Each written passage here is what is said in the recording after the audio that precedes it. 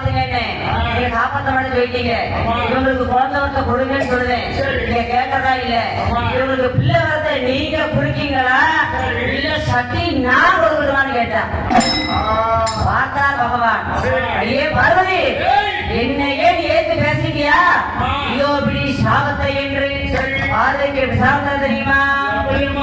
பார்வதி, இந்த பிள்ளை இல்லாத நாகராஜ நாட்கண்ணிக்கு நீ மாறி மாறி பிறக்க வேணும், மாநிலத்தை ஆள வேணும், காளியாக நீ பிறந்து கலியுகத்தை ஆள வேணும்.